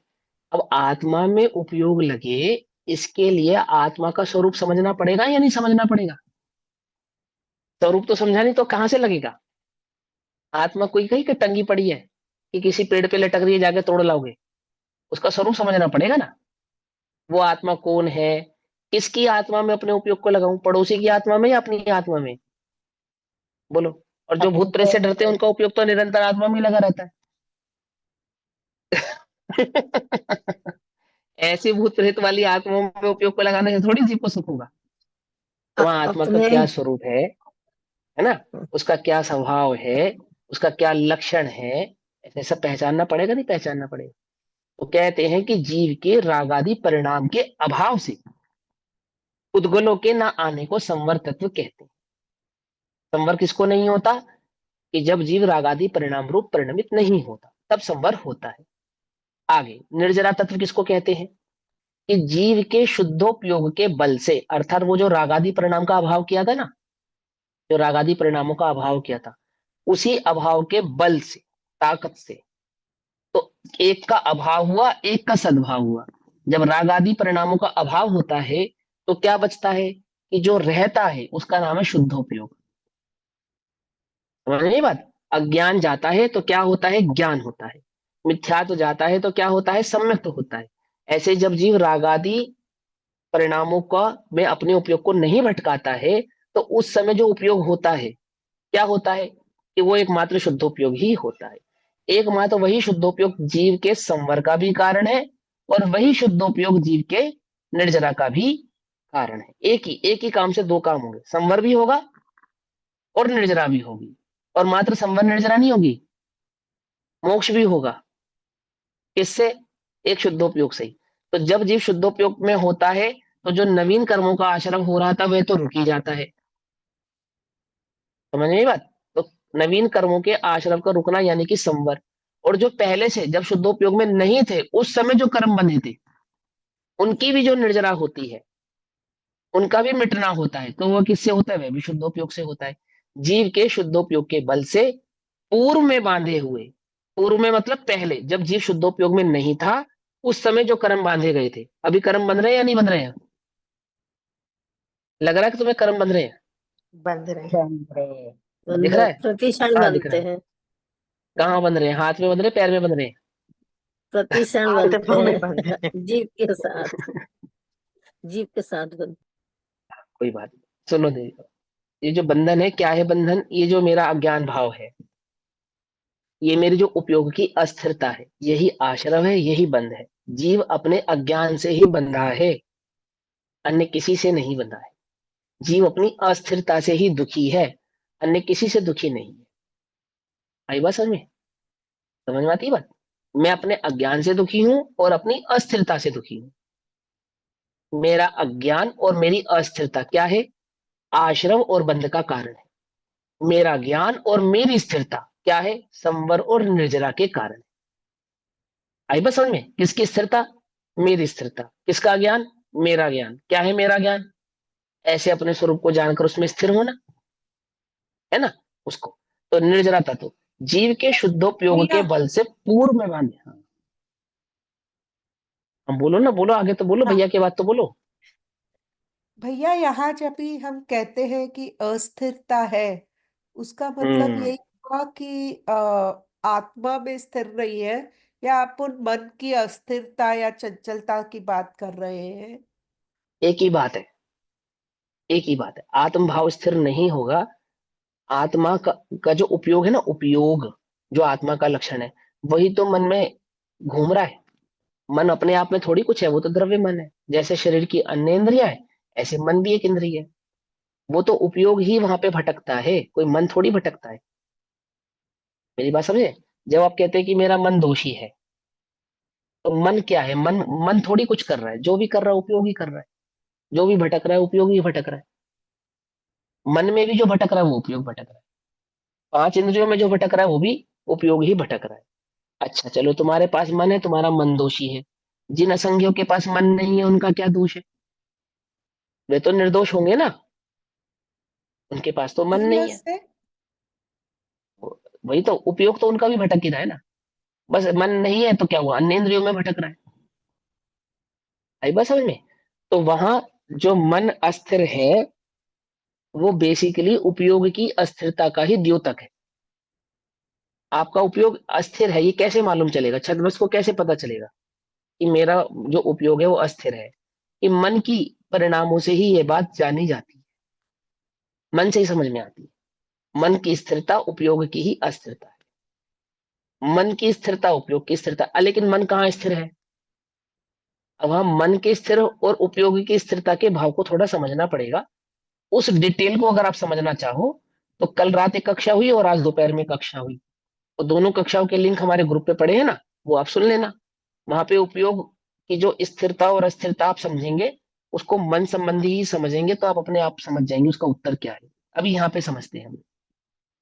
निर्जरा तत्व जीव के शुद्धोपयोग के बल से पूर्व में बांधे हुए कर्मों के एक देश नाश होने से संवर पूर्वक निर्जरा तत्व कहते हैं। अब यहाँ पे एक देश का मतलब होता है कुछ थोड़े, बस इतना समझ लो।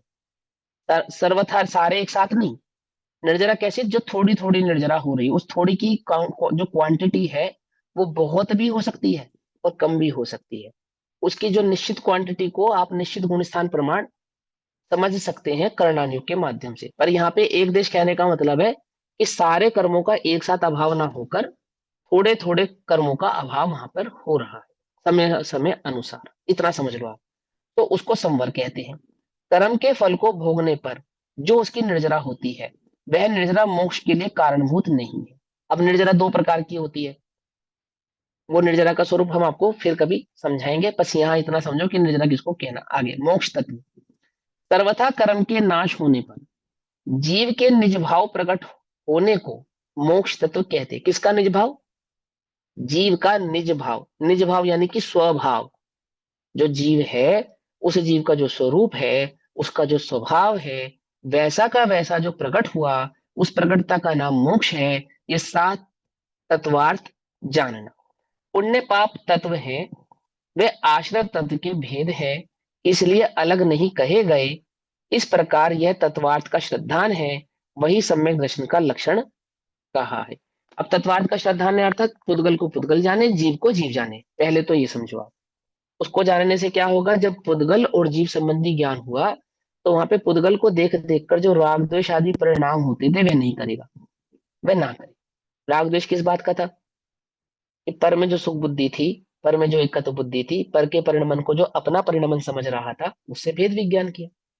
वहां उसने इस बात को समझा कि ये जो राग द्वेष आदि परिणाम है ये तो आश्रम के कारण है, ये तो मेरे करने योग्य नहीं है। राग द्वेष मिथ्यात्वादी परिणामों को अपने दुख का कारण माने, इसको कहते हैं आश्रव तत्व संबंधी ज्ञान। समझे? राग द्वेष मिथ्यात्वादी जो भाव है, परिणाम है, उनको क्या नहीं समझना, अपना नहीं समझना। तो ये किसकी श्रद्धा है? ये आश्रव तत्व की श्रद्धा होगी। Simple simple. आश्रव के बाद संवर तत्व की निर्जरा क्या है कि ये जो राग द्वेष परिणाम है ये मेरे करने योग्य नहीं है ना, तो इनका त्याग करें, मुझे इनमें प्रवृत्ति नहीं करनी, अपने उपयोग को यहां नहीं ले जाना। इस प्रकार का जो पुरुषार्थ किया, निर्णय किया, ये क्या हुआ? ये संवर तत्व का श्रद्धान हुआ। समझ में आई बात? नहीं समझ में आई? तो क्या करना, क्या करना? राग द्वेष नहीं करना तो क्या करना कि एक शुद्धोपयोग ही मुझे उपादेय है, एक आत्म अनुभव की स्थिरता, एक आत्मा की स्थिरता ही मुझे उपादेय, अन्य कुछ करने योग्य नहीं है। इस प्रकार के परिणाम की स्थिरता, वो क्या हुआ? वो निर्जरा तत्व का ज्ञान हुआ, निजरा तत्व की श्रद्धान हुआ। और ऐसा मुझे क्यों करना? क्योंकि एक जीव तत्व, एक चैतन्य भाव ही मेरा स्वरूप है, अन्य कुछ मेरा स्वरूप नहीं है, ऐसा जो नक्की हुआ, ये क्या है? ये मोक्ष तत्व संबंधी श्रद्धान है। समझ में बातें? समझ में आई? मोक्ष तत्व संबंधी श्रद्धान क्या है? कौन हो तुम? कि अपने स्वभाव का जो तुम्हें श्रद्धान है वही मोक्ष संदर्भ संबंधी श्रद्धान है, वही जीव तत्व संबंधी श्रद्धान है। समझ में ये बात? समझ में? और जो मेरा भाव नहीं है, मेरा स्वभाव नहीं है, ऐसे सभी भावों का जो हे पना है वो ही पुद्गल, आश्रव और बंध संबंधी श्रद्धान है। समझ में आती है बात? नहीं समझ में आती है? आश्रव, बंध और पुद्गल संबंधी श्रद्धान क्या? जो मेरा भाव नहीं है, जो पर भाव है, उनको अपना नहीं मानना। जो मेरा भाव है, निज भाव है, उसको अपना स्वीकार करना। तो जीव, निर्जरा और मोक्ष तत्व संबंधी जो श्रद्धान हुआ, संवर, निर्जरा और मोक्ष तत्व संबंधी जो श्रद्धान हुआ, वो सारे आत्मा से जुड़े हैं। आश्रव, बंध और पुद्गल संबंधी जो श्रद्धान है वो सारे सारे परभावों से जुड़े हैं। ऐसे स्व पर का जो विवेक है, ऐसा स्व पर का जो भेद विज्ञान है, ऐसे स्व पर के भेद विज्ञान को कहते हैं सात तत्व संबंधी श्रद्धा। तो वहां स्व को समझना और पर को समझना। तो सात तत्वों की जानकारी लेने से, सात तत्वों के स्वरूप को समझने से, सात तत्वों का विषय वस्तु क्लियर करने से हमें स्व और पर की खबर पड़ती है, स्व पर का विवेक जागृत होता है। आई बात समझ में? इसी क्रम को पंडित टोडरमल जी समझाते तो कैसे समझाते हैं कि देवशास्त्र गुरु का श्रद्धान, फिर सात तत्वों का श्रद्धान, फिर स्वपर का श्रद्धान, और फिर एक निज आत्मानुभव। बात खत्म। समझे नहीं समझे? ऐसे स्टेप बाय स्टेप समझाते हैं। आगे प्रश्न, इस लक्षण में अव्याप्ति दोष आता है तो किस प्रकार आता है वो भी बतलाएंगे। प्रश्न उठा कि जो आपने आश्रवादी, संवरादि, काल द्रव्य आदि का जो स्वरूप समझाया सात तत्वों का, इसमें एक अतिव्याप्ति दोष आता है। अव्याप्ति दोष वो कैसा आता है? जिस समय सम्यक दृष्टि विषय कषाय की तीव्रता रूप परिणमन करता है। आप तो ये कह रहे हो कि शुद्धोपयोग के काल में आश्रय बंद नहीं होते, और सम्यक दृष्टि के तो तीव्र कषाय आदि के परिणाम होते हैं। तो ऐसे सम्यक दर्शन के साथ तो आश्रय बंद हो ही रहे हैं। ये प्रश्न है उनका, है ना? तब ऐसा श्रद्धान कैसे रह सकता है? अर्थात लक्षण तो वह है जो लक्ष्य में सर्वथा सदाकाल पाया जाए। लक्षण किसको कहते हैं? दोपहर की कक्षा के सभी लोग इस बात को ध्यान से समझ लो। क्या लिखा है? लक्ष्य में सर्वथा पाया जाए उसे क्या कहते हैं? लक्षण, है ना? अभी दोपहर की कक्षा के हिसाब से पूछ रहा हूं, सभी लोग ध्यान से समझना। लक्ष्य क्या है हमारा? लक्ष्य बोलो फटाफट। स्वरूप, शुद्ध उपयोग, एकमात्र शुद्ध उपयोग, द्रव्य,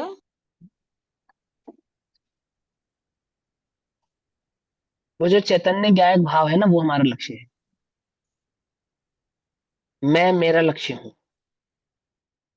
उपयोग से तो समझाने की अपेक्षा से चर्चा कर। शुद्धोपयोग लक्ष्य है, अर्थात शुद्धोपयोग का विषय कौन है? शुद्धोपयोग किसके लक्ष्य से प्रकट होगा? कौन है उसका और विषय? इसमें मैं और मैं मेरे। ही तो हूं ना, है ना? मैं मेरे नहीं, मैं। समझे नहीं बात? समझे तो ध्यान से समझो। तो मैं लक्ष्य हूं, और मेरा जो लक्षण है वो मेरे से कभी क्या नहीं होगा? अलग अलग नहीं नहीं होगा। होगा। हाँ, तो क्या है मेरा लक्षण? अब सब शब्द शांत रहो। तो मुझे पूछे तो हेमल जी आप ही बताओ, मेरा लक्षण बताओ क्या है? चैतन्य स्वरूप, चेतन। गलत लक्षण बताया। पूर्वी जी आप बताओ क्या लक्षण है? शुद्ध स्वरूप। ये भी गलत लक्षण बताया। Oh my God. समझो ध्यान से। हाँ, ये जानना तो नहीं समझ में आया जानना तुमको? ज्ञान, जानना, जानना ज्ञान, जानना, हाँ, ज्ञान मेरा ज्ञान, लक्षण है। ज्ञान, ज्ञान ज्ञान मेरा लक्षण है, जो मतलब कभी मुझसे जानना। अलग नहीं होगा। हाँ, ये जो ज्ञान भाव है ना, ये मेरा लक्षण है। अभी तुम्हें ज्ञान है या नहीं है? है या नहीं है? ये सर्वथा तुम्हारे साथ है, कभी अलग नहीं होगा। शुद्धोपयोग तो कभी होगा नहीं होगा। पकड़ में बात नहीं पकड़े, लेकिन जानना, जानना तुम्हारा लक्षण है। नहीं, अब तुम लक्षण को पहचानते हो या नहीं पहचानते हो? नीता जी का म्यूट कर सिंपल दो। कानून देना मेरे को, जिसको मैं करना, ये म्यूट कर दो नीता जी का, अनम्यूट करके भूल गए हो। ठीक है, इसीलिए मैं कहता हूँ अनम्यूट रखो, मैं पूछूंगा वही म्यूट अनम्यूट करो अपना, इसलिए कहता हूँ। तो तुम्हारा उपयोग इधर उधर हो जाता है, बस काम खत्म। अब सुनो ध्यान से। ज्ञान मेरा लक्षण है, और वो मुझसे कभी क्या नहीं है? अलग नहीं है। अब मुझे मुझे पहचानना है, तो किसको पकड़ूं? ज्ञान को। ज्ञान को पकड़ना पड़ेगा ना, पकड़ना पड़ेगा। अब पकड़ो अपने ज्ञान को, पकड़ो। कर सकते। आता पकड़ में है। अब गजब की बात यह है कि ज्ञान को पकड़ना ही शुद्ध उपयोग है। ज्ञान को पकड़ना ही आत्मानुभूति है। ज्ञान की दृष्टि ही वीतराग परिणाम है, वीतरागता का भाव है, निर्जरा है, संभर है, मोक्ष है, और कुछ नहीं है। समझे? और ये सदा व्यक्त है। क्या लिखा है? लक्षण तो वह है जो लक्ष्य में सर्वथा सदा काल पाया जाए। सदा काल मतलब अभी है या नहीं है? अभी है ना? तो बोलो है। कितनी देर लगेगी संवेदनशील प्रकट करने में? उस ज्ञायक तत्व को पहचानने में कितनी देर लगेगी? अभी है तो तुम नहीं देख रहे, तो तुम्हारी गलती है। समझे या नहीं समझे? अब उत्तर सुनो। अब इस पे कहने को तो बहुत कुछ है, लेकिन यहाँ पे ये उत्तर सुनो, जो कक्षा है ना वो सुनो। जीव के दो भाव हैं। जीव के दो भाव हैं। दर्शन मोड चारित्र मोड की अपेक्षा से समझेंगे, ध्यान से समझना। जीव के दो भाव हैं, एक श्रद्धान रूप है, दूसरा परिणमन रूप है। श्रद्धान रूप और परिणमन रूप। श्रद्धान रूप और परिणमन रूप मतलब क्या? एक है उपयोग रूप। जब हम कहते हैं उपयोग रूप, उसको कहते हैं परिणमन रूप। एक है श्रद्धान रूप, यानी कि वो श्रद्धा गुण का जो अभिप्राय जिसको कहती है, अभिप्राय भाव से। तो एक तो हुआ जीव का उपयोग और एक जीव का हुआ श्रद्धान। ऐसे दो भाव जीव के हैं। आई बात समझ में? श्रद्धान रूप तो सम्यक्त का लक्षण है, अर्थात जो अपनी पहचान हुई और अपनी पहचान का जो विश्वास हुआ, ऐसा जो श्रद्धान हुआ, ऐसा वह जीव का सम्यक दर्शन श्रद्धान रूप से लक्षण है। और परिणमन रूप चारित्र का लक्षण है, यानी कि उपयोग का इधर उधर भटकना, कभी अंतर्मुख होना, कभी बहिर्मुख होना, कभी अंतर्मुख होना, कभी बहिर्मुख होना, ये चारित्र का लक्षण है। समझ में ही बात नहीं? समझ? मिथ्या दर्शन, मिथ्या दर्शन किसका लक्षण है? सम्यक्त्व नहीं लक्षण है किसका उसका। है?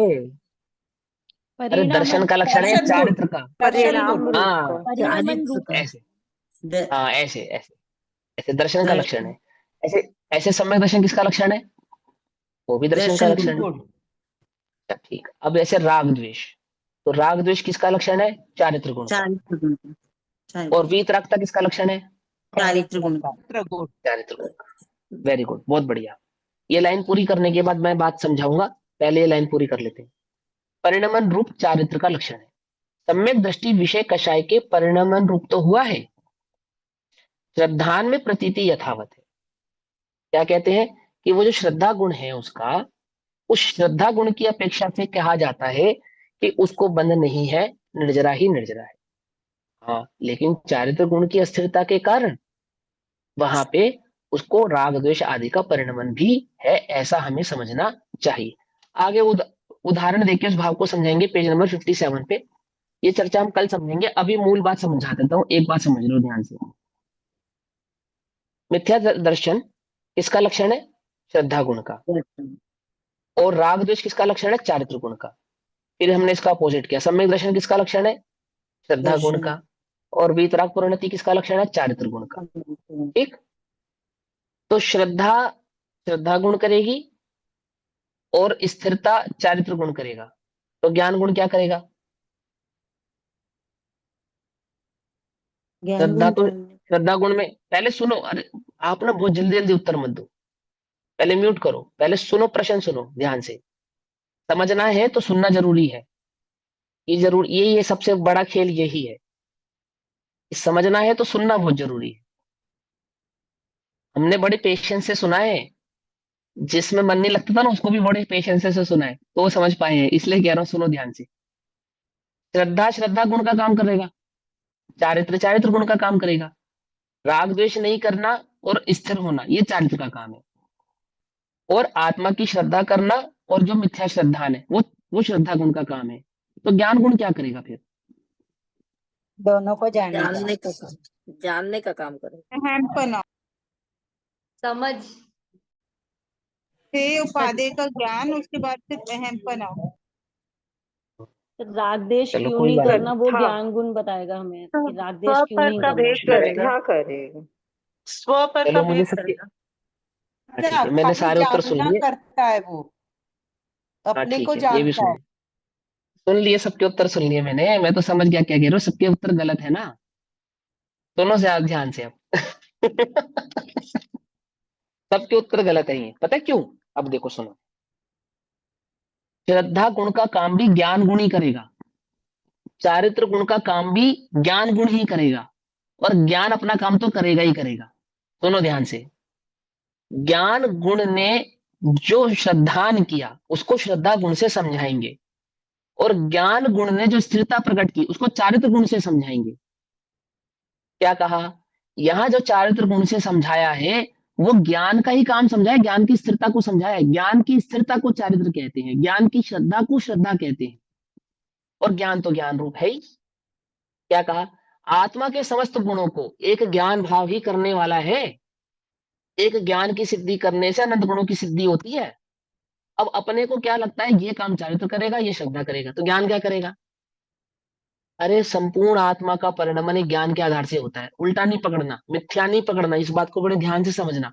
और ये रिकॉर्ड भी हो रहा है, और जहां मर्जी ले जाना इसका फाइलिंग कराने के लिए कि भैया ने ऐसा ऐसा समझाया, भैया गलत समझा रहे, सही समझा रहे। और हमसे प्रमाण चाहिए, हमसे प्रमाण मांगना। संपूर्ण आत्मा एक ज्ञान मात्र है, ना श्रद्धा मात्र है, ना चारित्र मात्र है, ना अन्य कोई मात्र है, ना सुख मात्र है, ना वीर्य मात्र है। क्या है? एक ज्ञान मात्र है। क्यों है? क्योंकि संपूर्ण आत्मा का परिणमन एक ज्ञान के आधार से होता है। अनंत गुणात्मक है, अनंत गुणों का परिणमन है, ऐसा होने पर भी काम सारा ज्ञान में होगा। तुम्हें श्रद्धा यानी कि श्रद्धा गुण का परिणमन कराना है, सम्यक दर्शन प्रकट करना है, बोले हाँ करना है। कहाँ करो? ज्ञान में होगा। तुम्हें स्थिरता प्रकट करनी है, चारित्र गुण का परिणमन कराना है, बोले हाँ कराना है। कहाँ करूं? ज्ञान में होगा। क्या कहा? चारित्र की अस्थिरता को कहते हैं उपयोग की अस्थिरता। क्या? चारित्र की अस्थिरता को क्या कहते हैं? उपयोग की अस्थिरता। उपयोग किसको कहते हैं? उपयोग किसको कहते हैं? ज्ञानोपयोग, ज्ञान दर्शनोपयोग। दर्शन परिणमन को। फिर अरे फिर वही बात, ज्ञान और दर्शनों को कहते हैं ना उपयोग, ज्ञानोपयोग और दर्शनोपयोग। दर्शन यानी कि ज्ञान के भटकने को ही चारित्र कहा और ज्ञान की ही स्थिरता को चारित्र कहा। ऐसे ही ज्ञान के श्रद्धान को श्रद्धा गुण से इंडिकेट करते हैं, वो तो समझाने के लिए आपको बतला रहे हैं कि श्रद्धान होना। वो श्रद्धा किसकी श्रद्धा करेगी? ज्ञान जिसकी श्रद्धा करेगा ना, श्रद्धा गुण उसकी श्रद्धा करेगी। ज्ञान जिसमें स्थिर होगा ना, चारित्र उसमें स्थिर होगा। कुछ बात समझ में आ रही है नहीं आ रही है? हमने क्या प्रश्न पूछा कि चारित्र के कारण राग द्वेष होगा और शुद्धोपयोग होगा, और श्रद्धा के कारण सम्यक दर्शन होगा या मिथ्या दर्शन होगा। तो ज्ञान से क्या होगा? कि ज्ञान तो भैया बस जानेगा, वो हे उपादेय करेगा, वो ऐसा करेगा, वो ऐसा करेगा। अरे सारे काम ज्ञान ही करेगा मेरे भाई, सब काम ज्ञान करेगा। श्रद्धा भी ज्ञान करेगा, स्थिरता भी ज्ञान में होगी, सब कुछ ज्ञान में होने वाला है। ज्ञान ही उसका व्यक्त लक्षण है, ज्ञान के सिवा अन्य कुछ नहीं है आत्मा। ऐसा कहकर भी क्या नहीं करना? छल ग्रहण मत करना। अनंत गुणात्मक है आत्मा, लेकिन उन अनंत गुणों की सिद्धि करने वाला कौन? ज्ञान। तो ज्ञान। जब हम ज्ञान ज्ञान में की जानना स्थिरता ही समझाएंगे, अंडरस्टूड है ना, ज्ञान में जब हम जानना ही ज्ञान अंडरस्टूड है ना। नहीं, ज्ञान में जानना वो तो मिथ्या दृष्टि का भी जानना हो रहा है। अब समझो ध्यान से, मैं फिर समझा रहा हूँ, बहुत ध्यान से समझो। आगे आगे चलो मत, है ना, साथ साथ चलो, या साथ साथ नहीं चल सकते तो पीछे पीछे चलो, आगे आगे मत चलो। सुनो ध्यान से। ज्ञान के श्रद्धान को श्रद्धा गुण से समझाते हैं, ज्ञान की स्थिरता को चारित्र गुण से समझाते हैं। हम तुमको भेद करके समझाते हैं, तुम ज्ञान से किसी का भी भेद मत मानना। क्या मानना? अभेद मानना। अभेद ही है ना आत्मा। अब तुमने आत्मा को ज्ञान लक्षण से पहचाना, तो जितने भी लक्षण है ना आत्मा के, सब ज्ञान से पहचाने जाएंगे। पता है ये बात? 47 शक्तियों में ज्ञान की सिद्धि से अन्य शक्तियों की सिद्धि होती है। ज्ञान से ही आत्मा के सम्यक दर्शन की निश्चितता होती है, और ज्ञान के ही लक्ष्य और ज्ञान की स्थिरता से ही चारित्र आदि की निश्चितता होती है। चारित्र गुण या श्रद्धा गुण ऐसा भेद नहीं है आत्मा में। ये तो श्रद्धा गुण है, ये तो चारित्र गुण है। कहाँ व्यक्त है बोलो? कहाँ व्यक्त है? आत्मा का सुख गुण कहाँ व्यक्त है? ज्ञान में व्यक्त है। आत्मा का चारित्र गुण कहाँ व्यक्त है? ज्ञान में व्यक्त है। आत्मा का श्रद्धा गुण कहाँ व्यक्त है? ज्ञान में व्यक्त है। ये आत्मा कहाँ व्यक्त है? अरे भैया ये पूरा का पूरा आत्मा इस ज्ञान में व्यक्त है। आई बात समझ में? नहीं समझ में आई? क्यों बताई इतनी लंबी चौड़ी बात? क्यों आपके 5 मिनट हमने एक्स्ट्रा लिए? ये समझाने के लिए कि श्रद्धा और चारित्र के भरोसे मत बैठो। ये व्यक्त ज्ञान ही श्रद्धा और चारित्र को जन्म देता है। यहां होता है सब काम। हाँ, इसके काम को समझाएंगे तो श्रद्धा और चारित्र की अपेक्षा से समझाएंगे। आई बात समझ में? कि वहां जो श्रद्धा यानी कि स्थिर जो श्रद्धान हुआ, वो श्रद्धा गुण की अपेक्षा से है, और वो जो स्थिर और अस्थिरता के परिणाम है, वो चारित्र गुण की अपेक्षा से है। होने कहाँ है? करने वाला कौन है? प्रकट किसको होंगे? एक ज्ञान में ही प्रकट होंगे। और वो ज्ञान कहाँ है? वो जो अपने लक्ष्य से कभी अलग नहीं होता। कभी अलग नहीं। तो अभी अलग है? अभी अलग है? नहीं अलग है। क्यों बताया ये बात? क्योंकि यही ज्ञान की पर्याय है जिसमें तुम्हारा काम होगा। कोई अलग ज्ञान की पर्याय नहीं है, इससे अलग कुछ ज्ञान नहीं है। इस ज्ञान स्वभाव को पहचानने के लिए इतनी मेहनत हो रही है। समझे या नहीं समझे? ये पूरा वस्तु स्वरूप समझा जा रहा है इस एक ज्ञान भाव को समझने के लिए, और हम इस एक ज्ञान भाव को इग्नोर करके बाकी सब समझने के लिए तैयार हैं। है ऐसा। चलो जी, ओम भैया नमः सिद्धेभ्यः। भैया भैया भैया, ज्ञान की अस्थिरता वो क्या कैसे होती है? अभी जैसे आपको हो रही है, हो रही है नहीं हो रही है, ये जो भटक रहा है, ये क्या है भैया, वो क्या है, ऐसा कैसे है, वैसा कैसे, ये जो ज्ञान इधर उधर उधर उधर घूम रहा है ना, ये स्थिरता है। एक ज्ञान का स्थिर होना माने ज्ञान का ज्ञान भाव पे लक्ष्य होना पर एकमात्र ज्ञान पे लक्ष्य हुआ। जैसे केवल ज्ञानियों का ज्ञान मात्र पे लक्ष्य है, जैसे शुद्धोपयोगियों का ज्ञान मात्र पे लक्ष्य है ना। श्रद्धा की अपेक्षा से समस्त ज्ञानियों का ज्ञान मात्र पे लक्ष्य है, अन्य कहीं लक्ष्य नहीं है। अब रामचंद्र जी जब तक सीता के मुंह में है तब तक रो रहे हैं, सीता का मोह छोड़ा, आत्मा का ज्ञान स्वभाव में स्थिर हुए, ज्ञानोपयोग में स्थिर हुआ, फिर उसके बाद क्या हुआ, फिर सीता आ रही है, उपसर्ग कर रही है, कुछ नहीं, करती रहे, उनको अपने कोई में लेना देना अपनापन नहीं है। होना। अपने में अपनापन, ज्ञान की ज्ञान में, उपयोग की स्वभाव में, अपने में, उपयोग की स्वभाव में, यानी कि उपयोग की अपने में स्थिरता होना। तो ज्ञान में कोई प्रश्न नहीं, कोई शंका नहीं, कुछ नहीं, एक ज्ञान भाव में स्थिर हो। घबराना नहीं, जब तक ज्ञान स्वभाव समझ में नहीं आएगा प्रश्न भी होंगे, शंका भी होगी, है ना। ऐसा मत समझना कि भैया शंका नहीं करनी है, प्रश्न नहीं करने, या समझना नहीं, समझो, बहुत बढ़िया बात है, बहुत अच्छी बात है, जिज्ञासा होना बहुत अच्छी बात है, लेकिन समझना, मात्र जिज्ञासा रह जाए वो नहीं, समझना। क्या समझना? स्थिरता माने ज्ञानोपयोग का ज्ञानोपयोग में स्थिर हो जाए, जिसको हम शुद्धोपयोग कहते हैं। कहते नहीं कहते शुद्धोपयोग, शुद्धो चारित्र थोड़ी कहते हैं उसको, क्या कहते हैं उसको? चारित्र गुण की पर्याय को शुद्धोपयोग कहते हैं। क्यों कहते हैं? क्योंकि वहां पे ज्ञान ही स्थिर हुआ है, अन्य कुछ स्थिर नहीं हुआ। ठीक, चलो। भैया जी निज सिर्फ निधि निज ज्ञान है सहाई तो अभी का ज्ञान, अनंत कृपाल है। भैया जो इसके वर्तमान ज्ञान है लिए अभी। गुरु माँ को वंदना शत बार है। नमः।